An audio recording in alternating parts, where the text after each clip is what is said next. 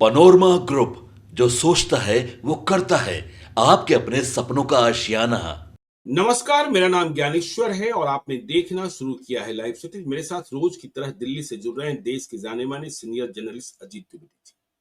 अजीत जी, जो अनुमान से परे सोचे वह पार्टी है भारतीय जनता पार्टी और इसके प्रतीक हैं नरेंद्र मोदी और अमित शाह।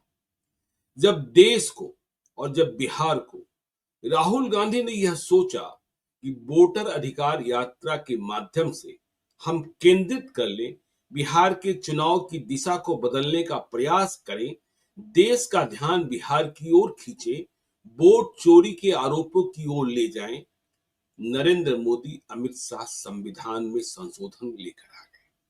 और कैसा संशोधन! और संशोधन हो गया तो सबसे पहला शिकार कौन होगा? ये देखिए, संविधान में संशोधन हो रहा है कि चाहे मंत्री हो, चाहे मुख्यमंत्री हो, चाहे कैबिनेट मिनिस्टर भारत सरकार में हो, राज्य मंत्री भारत सरकार में हो, प्रधानमंत्री हो, यदि 30 दिनों तक जेल में रह गए तो उन्हें पद स्वयं छोड़ना होगा और यदि न छोड़ा तो वह पद से स्वतः स्फूर्त हट गए माने जाएंगे। तो यह कानून क्यों आ रहा है और अरविंद केजरीवाल किस तरीके से मुख्यमंत्री रहते हुए जेल में रहे, यह समझने की बात है। आगे कहां कहां निशाना, विपक्ष आरोप लगाता रहा है कि ईडी सीबीआई का इस्तेमाल विपक्ष के लिए किया जा रहा है। तो यह संशोधन, और जब हम इस प्रस्तावित संशोधन की चर्चा करेंगे तो हमें वह भी स्मरण रखना होगा कि किस तरीके से राहुल गांधी ने अध्यादेश फाड़ा था कि इतने साल की सजा के बाद आप विधायक, आप सांसद नहीं रह जाएंगे, और इसके शिकार लालू यादव भी हुए थे। अब जब नया संशोधन आ रहा है तो जाहिर तौर पर भाई देखिए, बीजेपी तो कहीं ही जाती है, वॉशिंग मशीन है, वहां जो जाता है धुल जाता है। तो अरविंद केजरीवाल, और फिर देखिए निशाने पर ममता बनर्जी रहती हैं, निशाने पर तेजस्वी यादव रहते हैं, और बच वे भी जाते हैं कि जिन्हें सजा हो जाती है, यदि भाजपा के पक्ष के होते हैं तो उनकी सदस्यता तुरंत खत्म नहीं होती है। ऐसे भी उदाहरण मिले हैं यदि हम ईमानदारी से विश्लेषण करें। तमिलनाडु में कितने दिनों तक मंत्री रहते हुए जेल में मंत्री जी रहे, इस बात को भी समझने की जरूरत है। लेकिन ऑप्टिक्स तो जनता की नजरों में ठीक बन रहा है कि जो व्यक्ति जेल में रह रहा है, जो व्यक्ति जेल में है, कारण चाहे जो भी है, भ्रष्टाचार का मुकदमा है, आपराधिक मुकदमा है, वह मुख्यमंत्री और मंत्री कैसे बना रह सकता है? तो कैसे बना रहे? और यह नियम जब भारत सरकार संशोधन के तहत देश में लागू करने जा रही है तो बहस शुरू होनी है, भय पैदा होना है, क्योंकि जहां जहां खतरे की तलवार लटकी होती है। आज राहुल गांधी की जो वोटर अधिकार यात्रा आज ब्रेक डे था, आज राहुल गांधी सोचे होंगे थोड़ी फुर्सत में रहेंगे, लेकिन अमित शाह, नरेंद्र मोदी ने दिल्ली में बम फोड़ दिया और वोटर अधिकार यात्रा से अब इस प्रस्तावित संविधान संशोधन पर ज्यादा बहस होगी। पहले इसकी विवेचना कर ले, इसके तमाम पहलुओं पर नजर दौड़ा ले, और उसके बाद आते हैं वोटर अधिकार यात्रा के फलाफल पर, और कैसे राहुल गांधी और तेजस्वी यादव ने हमारे आपके कार्यक्रम को सुना है और समझा है कि सिर्फ एसआईआर से बिहार नहीं जीत सकते हैं, बेरोजगारी, पलायन, इसकी चर्चा करनी होगी। तो सबसे पहले जो नरेंद्र मोदी और अमित शाह संविधान का संशोधन लेकर आ रहे हैं, अजीत जी। देखिए ज्ञानेश्वर जी, अच्छी बात है कि इसमें 3-4 बातें आपने कही, उन सब पर हम लोग बारी-बारी से चर्चा करेंगे। ये जो संविधान संशोधन आ रहा है, इस पर भी आगे जो एसआईआर की टाइमिंग है कि किस तरह से अटेंशन डाइवर्ट हो रहा है या किस तरह से हेडलाइन मैनेजमेंट के लिए बीजेपी काम करती है और कैसे मात खा जाती है कांग्रेस पार्टी, और फिर एसआईआर जो उसकी यात्रा चल रही है। यह संविधान का 130वां संशोधन है ज्ञानेश्वर जी, जिसका बिल आज गृह मंत्री ने पेश किया। 3 बिल पेश किए गए, तीनों एक ही है, सब विषय एक ही है, लेकिन वो एक संविधान संशोधन है 130वां, एक उसी से जुड़ा हुआ विधेयक जो है वो केंद्र शासित प्रदेशों के लिए, और एक जम्मू कश्मीर राज्य पुनर्गठन के लिए से जुड़ा हुआ है। ये 3 बिल पेश किए। उस बिल को लेकर के आज जो लोकसभा में हुआ, जो चीजें देखने को मिली ज्ञानेश्वर जी, वो एक तो बड़ी दुखद तस्वीर है हम लोगों की डेमोक्रेसी की। आमतौर पर ऐसी तस्वीरें कम दिखाई देती हैं। आपको याद होगा जब एक बार महिला आरक्षण का बिल आया था तो किस तरह से आरजेडी के लोगों ने बिल फाड़ा था। राजनीति प्रसाद उस समय थे सदन में और आरजेडी के थे, और किस तरह से बिल फाड़े गए थे और कैसे विवाद हुआ था, वो सब कहानी है। आज लगभग वही कहानी दोहराई जा रही थी जी। केंद्रीय गृह मंत्री बिल पेश कर रहे थे और अपोजिशन की तरफ से कागज फाड़ फाड़ करके उनकी तरफ फेंका जा रहा था, केंद्रीय गृह मंत्री की तरफ। और ये भी एक बड़ा बड़ा मतलब क्यों हुआ ये समझ नहीं आया। लेकिन आज आगे सबसे आगे वाली पंक्ति में जहां सीट है अपनी, वहां से बिल नहीं पेश किया अमित शाह ने। अमित शाह चौथी पंक्ति में जाकर के वहां चौथी पंक्ति में रहे और वहां से उन्होंने बिल पेश किया। इस बात का भी इशू बना हुआ है। जो तृणमूल कांग्रेस की जो महिला सांसद है, फायर ब्रांड महिला सांसद महुआ मोइत्रा ने सोशल मीडिया प्लेटफॉर्म एक्स पर लिखा कि वो डर गया, जो डर गया सो मर गया, कि वो चौथी पंक्ति में खड़े होकर के बिल पेश कर रहे थे। तो हमको ये बात समझ नहीं आई कि क्या पहली पंक्ति में पेश कर रहे होते तो अपोजिशन के लोग जाके उनसे धक्का मुक्की करते, उनसे मारपीट करते, उनके हाथ से कागज छीन लेते। ये ऐसी दुखद तस्वीर भी देखने को मिलती क्या। तो खैर उसका कारण जो भी रहा हो, लेकिन बिल पेश हुआ और लोग अपोजिशन ने आरोप लगाया कि जल्दबाजी में बिल पेश किया जा रहा है, हड़बड़ी में बिल पेश किया जा रहा है। गृह मंत्री ने कहा कि हम तो इसके साथ ही ये प्रस्ताव करने जा रहे हैं कि बिल को आप ज्वाइंट पार्लियामेंट्री कमेटी में भेजेंगे, मतलब संयुक्त संसदीय समिति के सामने बिल जाएगा विचार के लिए। तो जल्दबाजी की कोई बात ही नहीं है। वहां 2 महीने 4 महीने 6 महीने का समय मिलेगा, अपोजिशन के लोग भी रहेंगे और वो तमाम एक्सपर्ट्स भी बुलाए जाएंगे, उन लोगों के साथ विचार करके इस पर अंतिम फैसला होगा। तो एक तो ये आज का घटनाक्रम था पार्लियामेंट में जो आज हुआ, वो हमने जो देखा हम लोगों ने। अब इसके बिल के मेरिट पर आइए, अगर गुण दोष पर आइए, तो आलोचना का आधार क्या है। आलोचना का आधार ये है कि केंद्रीय एजेंसियों का दुरुपयोग होता है, अपोजिशन की पार्टीज के खिलाफ उनका इस्तेमाल किया जाता है, अपोजिशन की पार्टीज के नेताओं को फंसा करके गिरफ्तार किया जाता है, और अगर ये कानून आ गया तो उनको तत्काल पद से हटा भी दिया जाएगा और उसके बाद उनकी पार्टी तोड़ दी जाएगी, उनकी सरकार गिरा दी जाएगी। ये बातें कही जा रही हैं। बिल्कुल यही पार्लियामेंट में भी कहा गया। सबने देखा क्या कहा गया, किस तरह से जो है इस बात के आरोप लगे। ये भी याद दिलाया गया कि अभी तक 2 ही मुख्यमंत्री गिरफ्तार हुए हैं, उसमें एक हेमंत सोरेन थे और एक अरविंद केजरीवाल थे, और दोनों लोग अपोजिशन के ही थे। तो ये इस तरह के कई आरोप लगाए गए, समाजवादी पार्टी की तरफ से, कांग्रेस की तरफ से, सब लोगों ने आरोप लगाए। ये आरोप अपनी जगह ठीक है कि केंद्रीय एजेंसियों का दुरुपयोग हो रहा है, लेकिन ये अगर ये कानून नहीं भी है, अगर ये कानून नहीं भी बनता है ज्ञानेश्वर जी, बिल्कुल अभी तो अपने यहाँ यही नियम रहा है। नियम क्या या परंपरा तो यही रही है ना कि किसी व्यक्ति के ऊपर अगर किसी गंभीर मामले में आरोप लगते हैं और गिरफ्तारी होती है, इसमें भी ये प्रोविजन है कि गंभीर मामले में, गंभीर अपराध में, ऐसे अपराध में जिसमें सजा 5 साल से ज्यादा की हो, 5 साल या उससे ज्यादा की सजा जिस अपराध में होनी हो, उसमें गिरफ्तार हो अगर आप, तो वो तो अभी भी एक अघोषित नियम है, परंपरा है कि अगर कोई मुख्यमंत्री या मंत्री, केंद्रीय मंत्री अगर गिरफ्तार होता है तो वो इस्तीफा दे देता है। बिल्कुल। हालांकि अब इसका एबरेशन देखने को मिल रहा है। अब हम लोग देख रहे हैं कि लोग ऐसा नहीं कर रहे हैं। बिहार से हैं अजीत जी, हम उस बिहार से हैं जहां नैतिकता के आधार पर रेल मंत्री के पद से नीतीश कुमार ने इस्तीफा दिया था। बिल्कुल। और जब भ्रष्टाचार के आरोप लगे और जेल जाना तय हो गया तो लालू यादव को बहुत ढीठ माना जाता था, फिर भी उन्होंने इस्तीफा दिया और इसके बाद जेल की यात्रा की। भले ही आरोप लगा कि उन्होंने रसोई घर से निकालकर राबड़ी देवी को मुख्यमंत्री बना दिया। एग्जैक्टली तो ये एक नैतिकता की बात रही है, परंपरा की बात रही, कोई नियम नहीं है। देखिए इस मामले में संविधान खामोश है। संविधान में नहीं कहा गया है, या कोई उसके बाद जो कानून बने हैं इनको लेकर के उसमें कहीं नहीं कहा गया है कि आप मंत्री हैं या मुख्यमंत्री हैं, गिरफ्तार होते हैं तो आप इस्तीफा दे देंगे। ये लूप होल्स हैं हमारे कानून के, लेकिन नैतिकता के आधार पर लोग इस्तीफा दे देते हैं। गिरफ्तारी होती है तो इस्तीफा दे देते हैं। और हम लोग अनगिनत मिसालें, हम लोग बिहार के हैं तो सबसे पहले लालू यादव की ही मिसाल सामने आती है। लेकिन अभी आप बगल में देखिए झारखंड में किस तरह से ईडी ने जब गिरफ्तार किया हेमंत सोरेन को, तो वो अपना इस्तीफा देने गए राजभवन में, और वहां जाकर के उन्होंने इस्तीफा दिया और वहीं से उनको ईडी ने गिरफ्तार किया। और ये क्या संयोग है कि जिस समय इस्तीफा दिया उन्होंने, उस समय वहां वही राज्यपाल महोदय थे जो अब उपराष्ट्रपति होने जा रहे हैं। सीपी राधाकृष्णन राज्यपाल थे झारखंड के। और ये पहला था, यह दुर्भाग्यपूर्ण घटनाक्रम पहला था कि किसी मुख्यमंत्री को राजभवन में गिरफ्तार किया गया। लेकिन वो भी हुआ, लोगों ने देखा कि नैतिकता के आधार पर गिरफ्तारी के तुरंत उन्होंने इस्तीफा दिया, उसके बाद वो गिरफ्तार हुए। तो ये मिसाल वहां की है। हम लोगों ने 2 बार हम लोग जयललिता को देखे कि उनके ऊपर करप्शन के आरोप लगे, वो गिरफ्तार हुई तो उन्होंने इस्तीफा दिया।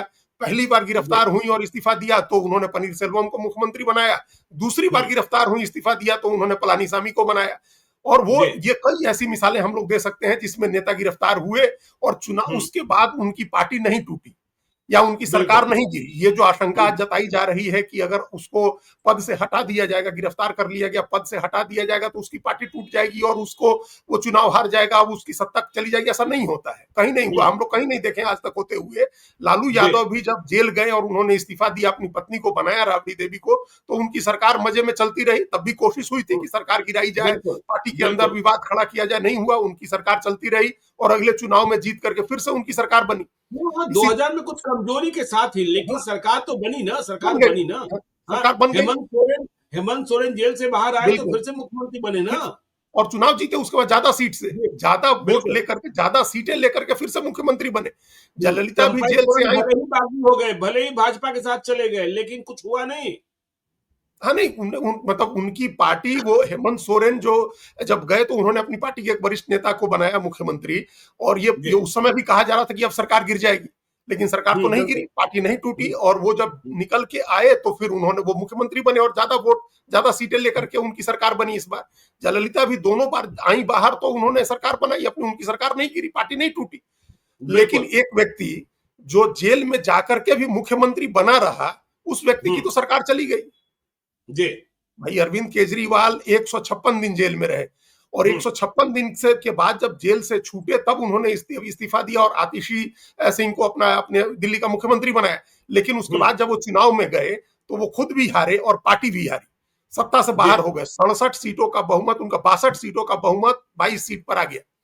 तो ये हुआ। ये एक नैतिकता की बात होती है। कानून अपनी जगह है, नियम अपनी जगह है, नैतिकता, परंपरा, ये सब चीजें अपनी जगह है। तो राजनीति में बहुत सारी चीजें नैतिकता से होती हैं, बहुत सारी चीजें परंपरा से होती हैं। तो परंपरा ये है कि अगर आप किसी एग्जीक्यूटिव पद पर हैं, आप मंत्री हैं, मुख्यमंत्री हैं, केंद्रीय मंत्री हैं, प्रधानमंत्री हैं, और अगर आपको गिरफ्तार किया जाता है, आरोप लगना अलग चीज है, आपके ऊपर आरोप लगे, मुकदमे चल रहे हैं, वो अलग चीज है। आपको किसी गंभीर मामले में गिरफ्तार किया जाता है तो नैतिकता का तकाजा है कि आप इस्तीफा दे दीजिए। अगर आपने इस्तीफा नहीं दिया, यही संविधान खामोश है हमारा, अगर आपने इस्तीफा नहीं दिया तो आपको हटाने का प्रोविजन नहीं है कॉन्स्टिट्यूशन में। तो वो प्रोविजन अब लाया जा रहा है। इस संविधान के 130वें संशोधन के जरिए ये प्रोविजन लाया जा रहा है। जो चीजें अब तक नैतिकता के आधार पर चलती थी उनको कानून के जरिए दायरे में बांधा जा रहा है। कानून के जरिए उसको बाध्य किया जा रहा है आपको कि अगर आप खुद से नहीं हटते हैं और 30 दिन में आपको जमानत नहीं मिलती है तो 31वें दिन आपको हटा दिया जाएगा जी। तो अब ये समझने की बात है कि क्या अपोजिशन ये चाहता है कि आपको इस बात की अनुमति रहे कि आप जेल में चले जाइए और जेल से ही मंत्री और मुख्यमंत्री बने रहिए, प्रधानमंत्री बने रहिए? क्या अपोजिशन ये चाहता है? ये तो कोई नहीं चाहेगा। हमने कहा कि जनता भी पसंद नहीं करती है, तभी जेल में रहे अरविंद केजरीवाल, हार गए। उनकी सरकार के खिलाफ भी कोई एंटी इनकम्बेंसी नहीं थी, वो भी खूब खुले हाथ से पैसे बांट रहे थे, बहुत सारी फ्री की योजनाएं दिल्ली में चला रहे थे। इसके बावजूद कहीं ना कहीं उनसे जनता इस बात को लेकर के नाराज हुई कि आप उच्च मानदंडों की बात करते थे, आप भ्रष्टाचार के खिलाफ आंदोलन चला करके सत्ता में आए और आप मुख्यमंत्री हो गए और जेल में बंद है और मुख्यमंत्री से इस्तीफा नहीं दे रहे हैं। तो उसकी नाराजगी में लोगों ने उनको हरवा दिया। और भी कुछ चीजें थी लेकिन हरवा दिया। हेमंत सोरेन ने नैतिकता के आधार पर इस्तीफा दिया तो लोगों ने समझा कि इनके साथ ज्यादती हुई है, इनको परेशान किया जा रहा है, ये अपोजिशन की पार्टी में है, लोगों ने उनको चुनाव जितवा दिया। तो ये बातें राजनीति नैतिकता से चलती है, सुचिता से चलती है, लोक लाज से, जिसको हम लोग यहाँ कहा जाता है कि लोक लाज से राजनीति चलती है। आप लोक लाज छोड़ देंगे तो आपको फिर कानून के जरिए हटाना होगा। ये तो कहीं से अच्छी चीज नहीं है कि कोई मंत्री है और मुख्यमंत्री है, किसी मामले में अरेस्ट हो गया तो जेल में बंद है तब भी मुख्यमंत्री और मंत्री बना रहे। ये नहीं होना चाहिए। अब इसका दूसरा पहलू है जो अपोजिशन की चिंता है कि केंद्रीय एजेंसियों का दुरुपयोग हो रहा है और गिरफ्तार करके, अगर ये कानून बन गया तो किसी को भी गिरफ्तार करके जेल में डाल दिया जाएगा और 30 दिन तक तो जमानत होगी नहीं। ईडी के मामले में, पीएमएलए के मामले में तो 6 महीने से पहले जमानत होती नहीं है, तो जमानत होगी नहीं, फिर उसको मुख्यमंत्री से आप हटा देंगे, मंत्री से हटा देंगे। यही आशंका जताई जा रही, सारी आशंका यही जताई जा रही। तो अब ये कोई बताए, ये हम लोगों ने 1-2 मिसालें पहले दे दी कि इस बात की कैसे कोई गारंटी लेगा कि अगर किसी को जबरदस्ती अगर सत्ता पक्ष पकड़ के जेल में डाल दे तो उसकी पार्टी हम्म, टूट जाएगी, या वो चुनाव हार जाएगा, या उसकी सत्ता चली जाएगी? हम्म, बिल्कुल। ये बात तो लेकिन नहीं है। जमानत की सुनवाई भी इतनी लंबी कर दी जाती है। और देखिए, जो आपने कहा ईडी सीबीआई के मामले में निचली अदालत तो यह तय किए बैठा रहता है कि वहां से जमानत नहीं मिलनी है। नहीं देनी तो है। जमानत पर सुनवाई की प्रक्रिया को भी संधारित करना होगा यदि ऐसे संवेदनशील मामले आ रहे हैं कि तारीख पर तारीख न हो और 30 दिन का मसला बना रहे ताकि उन्हें पद से हटा दिया जाए। यह आशंका हो सकती है। हाँ, बिल्कुल आशंका हो सकती है ये, लेकिन अब आप ये एक बड़े जुडिशियल रिफॉर्म की जरूरत है इस मामले में, जो जी, हम लोग हमेशा ये एक कोट करते हैं हमेशा कि जेल नॉट बेल। ये जी, एक नियम है कि जेल बेल रेगुलर होना चाहिए, बेल नियम होना चाहिए, जेल एक्सेप्शन होना चाहिए है। हम्म, तो ये हम लोग इस बात को एकदम इस बात के हामी हैं कि ये आप किसी भी मामले में जमानत आप दीजिए और उसके बाद जल्दी से जल्दी ट्रायल करके उसमें फैसला करिए, आप प्रोसेस में बिल्कुल। पनिश मत करिए लोगों को। ये एक हम्म, बड़े जुडिशियल रिफॉर्म की बात है। हम लोग जस्टिस श्री कृष्णा की जस्टिस बी कृष्णा अय्यर के इसका ही ये कोट है जिसकी हम लोग हमेशा मिसाल देते हैं। तो हम्म, वो एक पहलू है। लेकिन अब इस बात में अगर 30 दिन के बाद किसी को हटा ही दिया जाता है, मान लीजिए कि हम ज्यादती ही मान रहे हैं कि ज्यादती की केंद्रीय एजेंसियों का दुरुपयोग करके किसी को पकड़ के जेल में डाल दिया गया, तो ये जरूरी नहीं है कि उसकी पार्टी टूट जाए। अगर उसकी बिल्कुल। पार्टी अपने एक मूल्यों पर आधारित है, एक विचारधारा पर आधारित है, एक निष्ठावान कार्यकर्ता अगर उसके पास है, निष्ठावान उसके विधायक एमपी हैं, तो जरूरी नहीं है कि उसके नेता को आप जेल भेज दीजिएगा तो पार्टी टूट लेकिन जाए। आजकल आजकल अजीत जी, डर तो लगता है ना लोगों को ऑपरेशन लोटस से। देखिए, ऑपरेशन लोटस से बहुत डर लगता है। और देखिए, अभी चुनाव बिहार में है। तेजस्वी यादव संभावित मुख्यमंत्री माने जाते हैं कि यदि महागठबंधन ने बहुत बढ़िया प्रदर्शन कर दिया और आगे बंगाल में चुनाव होगा तो ये दोनों स्टेट जो है बहुत संवेदनशील है। आरजेडी वाले ने तो कहना शुरू कर दिया कि देखिए, तेजस्वी यादव का खतरा इतना समा गया है कि तेजस्वी यादव यदि मुख्यमंत्री भी बन जाए तो अब उन्हें पुराने मुकदमों में घसीट कर गिरफ्तार कर लिया जाएगा और उन्हें मुख्यमंत्री नहीं रहने दिया जाएगा। नहीं, तो ये तो ज्ञानेश्वर जी, अगर ये कानून नहीं भी रहे तब भी तो जी, गिरफ्तार किया ही जा सकता है ना। अगर नहीं, ये कानून गिरफ्तार करने के बाद मुख्यमंत्री के पद से इस्तीफा की जरूरत तो नहीं होगी ना। नहीं, तो फिर आप ये हो वही जाएगी। हम करें, फिर तो फिर क्या ये चाहते हैं आरजेडी वाले लोग कि अगर करप्शन के केसेस में गिरफ्तार हो जाए तो जेल में रहते हुए मुख्यमंत्री बने रहे? वो कह रहे हैं ना कि भाई, जो करप्शन के चार्जेज हैं वो तो तब के हैं जब वह निमुछिए थे। वह तो कुछ जानते ही नहीं, किया कराया लालू यादव का है और सजा तेजस्वी यादव को मिल रही है।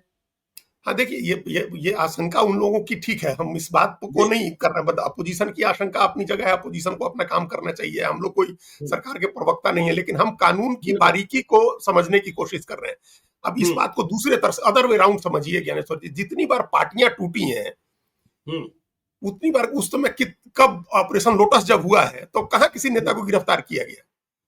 हाँ, बिल्कुल, बिल्कुल। नहीं गिरफ्तार किया गया ना। मध्य प्रदेश में कांग्रेस पार्टी टूटी, उसके 20-22 लोगों ने इस्तीफा दे दिया और जीती हम्म, हुई बनी हुई सरकार कमलनाथ की गिर गई, शिवराज सिंह चौहान मुख्यमंत्री हो गए, तो किसी को गिरफ्तार थोड़े किया गया था। हम्म, मुख्यमंत्री को गिरफ्तार करने की जरूरत नहीं पड़ी, मुख्यमंत्री जी, अपने पद पर बैठे रहे। और हम्म, कमलनाथ जैसा मुख्यमंत्री, अरबपति मुख्यमंत्री, खरबपति मुख्यमंत्री, हम्म, हम अरबपति तो कम कह रहे हैं, खरबपति जी, मुख्यमंत्री, देश के तमाम कॉरपोरेट का प्रिय मुख्यमंत्री, वो पद हम्म, पर बैठा रहा और उसके कदमों के नीचे से जमीन खिसक गई, 22 लोगों ने इस्तीफा दे दिया और बीजेपी की हम्म, सरकार गिरफ्तार करने की जरूरत पड़ी क्या? दूसरी मिसाल है एचडी कुमार स्वामी, आज तो खैर बीजेपी के साथ मंत्री हैं, कर्नाटक के मुख्यमंत्री थे, कांग्रेस पार्टी हम्म, सपोर्ट कर रही थी, डीके शिव कुमार भी मंत्री थे उस सरकार में और तमाम धन्ना सेठों की सरकार थी और 17 विधायकों ने इस्तीफा दे दिया कांग्रेस पार्टी का और सरकार गिर गई कुमार स्वामी की, बीएस येदियुरप्पा बन गया, किसी को गिरफ्तार करने की जरूरत तो नहीं पड़ी। जी, तीसरी मिसाल आप देखिए उद्धव ठाकरे की, मुख्यमंत्री थे, पूर्ण हम्म, बहुमत की सरकार थी, तो किसी को गिरफ्तार थोड़े करना पड़ा ऑपरेशन लोटस के लिए, बिना गिरफ्तार किए तो सरकार गिर गई, उनके 40 विधायक छोड़ करके चले गए, असम चले गए, सूरत चले गए, गुवाहाटी चले गए और एक नाथ शिंदे मुख्यमंत्री हो गए। हम 100 बिल्कुल, मिसालें, अभी अभी टाइम हो हम लोग के पास तो हम 25 मिसाल दे दें, जब जी, पार्टी तोड़ने के लिए, ऑपरेशन लोटस करने के लिए या सरकार गिराने के लिए किसी को गिरफ्तार करने की जरूरत नहीं पड़ी। हम्म, और जब गिरफ्तार किया गया तो सरकारें नहीं गिरी। हम्म, चाहे दिल्ली की मिसाल ले ले, तमिलनाडु की मिसाल ले ले, झारखंड की मिसाल ले ले, आपने गिरफ्तार किया तो सरकार नहीं गिरी। और जब सरकार बिल्कुल। गिरी तो किसी की गिरफ्तारी की जरूरत नहीं थी, इसलिए ये इस आशंका का कोई आधार नहीं है कि गिरफ्तार गिरफ्तार तो कर लिया जाएगा तो सरकार गिरी। गिरफ्तार तो हेमंत सोरेन ने करा दिया था बंगाल में, याद कीजिए। हाँ बिल्कुल, जो सरकार में था, देखिए कैसे वो अपने ही जी, लोगों को उन्होंने गिरफ्तार करा दिया, 3 लोगों को बिल्कुल। पैसे लेकर के आ जी, रहे थे और पकड़वा जी, दिया। यही काम कमलनाथ नहीं कर सके, यही काम एच डी कुमारस्वामी नहीं कर सके, यही काम जी, सोए रह गए उद्धव ठाकरे नहीं कर सके और सरकार गिर गई। तो हम्म। ये एक अलग बात हो गई, ये आशंका का कोई आधार नहीं है सर। तो अगर ये अगर काम आप नीतीश कुमार ने कर दिया, ये काम नीतीश कुमार ने नीतीश बहुमत कुमार ने के कर दिया, साथ देखिए तो पकड़ चेतन पकड़ आनंद को के बाहर निकलवा लिया, चेतन आनंद को बाहर निकलवा लिया। निकाल लिया ना, वहां कैद से निकलवाया, किसी को कहीं पुलिस से पकड़ के मंगवाया, किसी को कहीं से जी, दूसरी बिल्कुल। पार्टियों के लोगों को भी बुलवा करके ले आया। तो ये सरकार की ताकत होती है। तो जी, ये अनिवार्य रूप से ऐसा नहीं होगा कि अगर आपको एक तो ये इतना ब्लेटेंट नहीं है कि आज हम्म, मायावती, आज ममता बनर्जी के ऊपर कोई आरोप नहीं है। हम्म, उनके भतीजे के ऊपर है, भतीजे के पत्नी के ऊपर है, भतीजे के ससुराल वालों के ऊपर है, उनकी पार्टी के नेताओं के ऊपर है। तो ऐसा नहीं हो सकता है कि रातों रात आप कोई ममता बनर्जी के ऊपर आरोप लगा लें, उनको गिरफ्तार करा लें। अगर ऐसा आप कर भी दें, ऐसी ज्यादती लेकिन कर बहुत भी दें, चर्चाएं होती है कि भतीजा भी बहुत अपना नहीं रह गया है।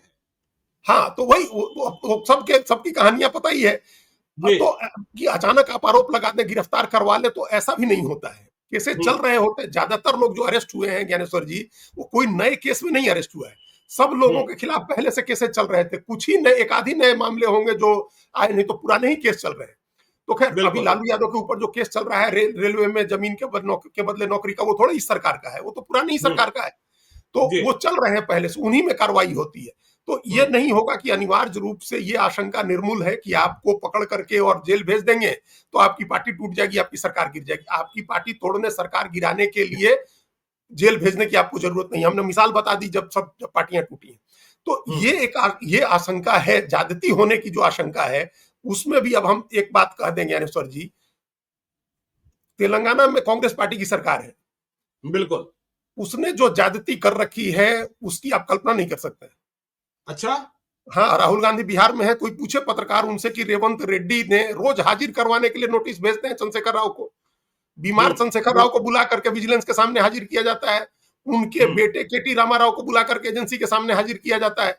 और कब के पुराने मुकदमे खोल खोल करके आप एक पूर्व मुख्यमंत्री के बेटे, पूर्व मुख्यमंत्री की बेटी, सबको लाइन हाजिर किए हुए। आपकी सरकार बनी तो जितना अपोजिशन का आदमी है, आप उसको टांगने में लग गए। बिल्कुल, अरविंद बिल्कुल। केजरीवाल की सरकार है पंजाब में, उसने कांग्रेस के 4 पूर्व विधायकों और मंत्रियों को अरेस्ट करवाया। हम्म, और अभी 2 अगस्त की घटना है, रणजीत सिंह गिल एक बड़े बिजनेसमैन है, नेता हैं, अकाली दल के थे, वो पार्टी छोड़ के बीजेपी में शामिल हुए और अगले ही दिन पंजाब विजिलेंस ने उनके घर पे छापा मार दिया।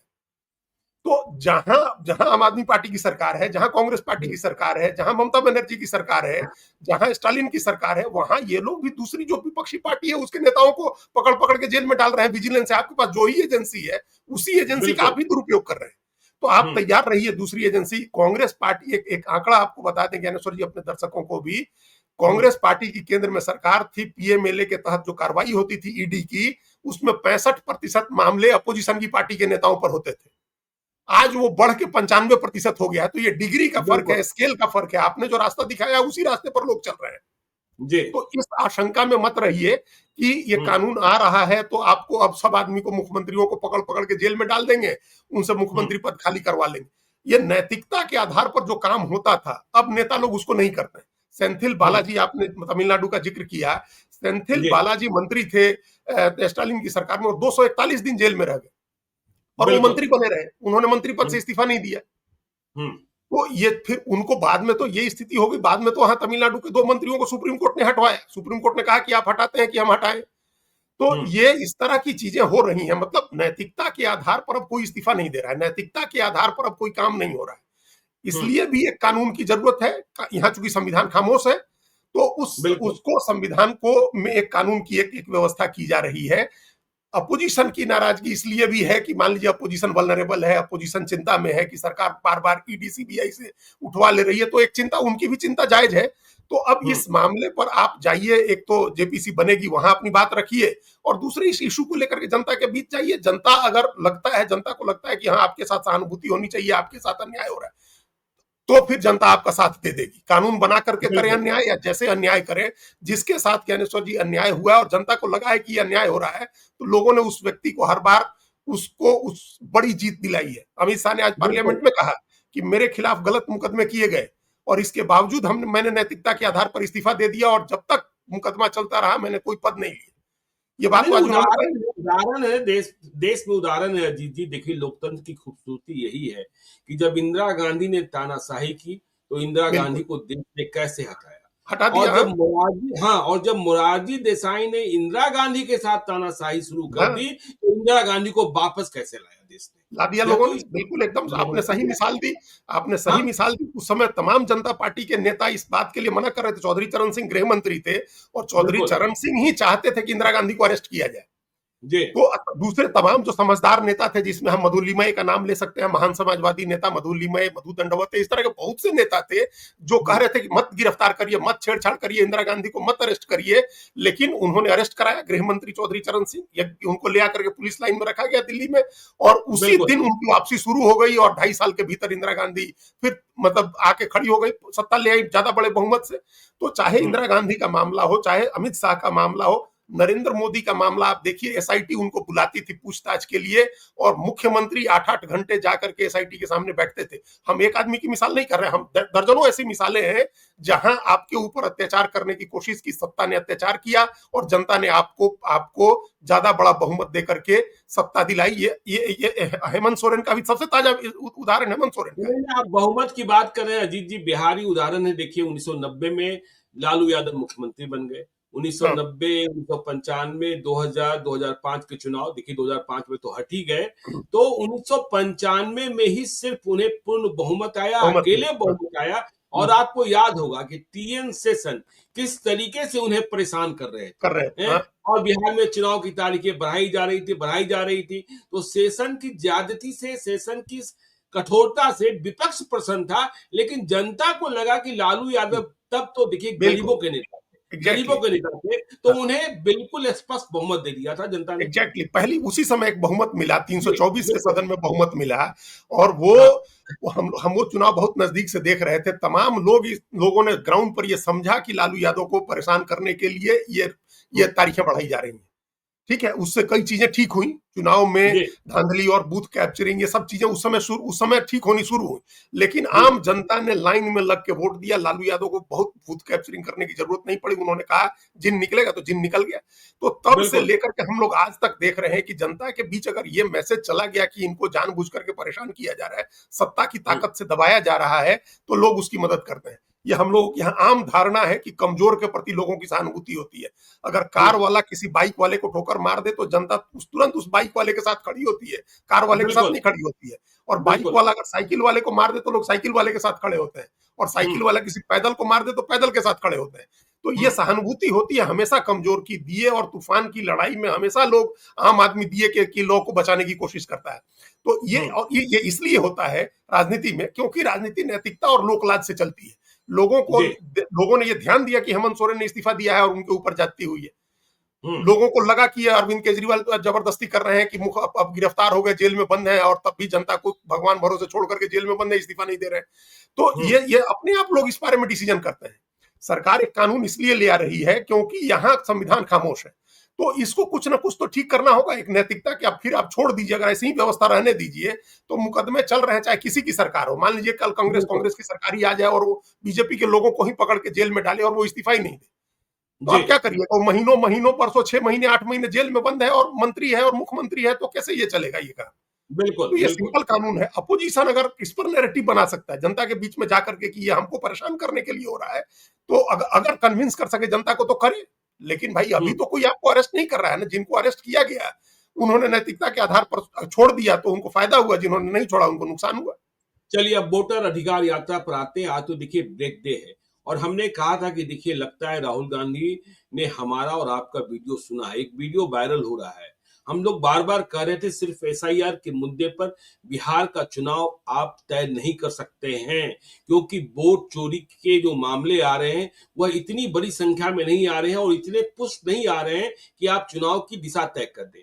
तो राहुल गांधी का वो वीडियो आपने वायरल होते देखा, हमने भी देखा, आपने भी देखा, सोशल मीडिया पर वायरल है कि राहुल गांधी एसआईआर की बात कर रहे हैं और तेजस्वी यादव कान में धीरे से कह रहे हैं कि बिहार का सबसे बड़ा मुद्दा पलायन का है, इसके हाँ, बाद बेरोजगारी का है। तो हाँ, राहुल गांधी ने पलायन और बेरोजगारी पर बात शुरू कर दी है। अब जो जमीनी मुद्दे बिहार के हैं, कल से यात्रा फिर शुरू होगी, तो जमीनी मुद्दों को राहुल गांधी ने पकड़ना प्रारंभ किया है। और यदि जमीनी मुद्दों को राहुल गांधी पकड़ लेते हैं तेजस्वी यादव के साथ, मुकेश सहनी के साथ, दीपांकर भट्टाचार्य के साथ।